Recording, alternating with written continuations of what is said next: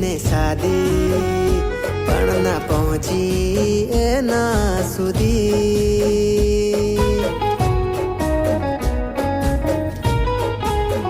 હા મારે મળવું છે, મળાય તો જો એની હા હોય તો. આજે કહેવું છે કહેવાય તો જો એ રાજી હોય તો. જો એ રાજી હોય તો.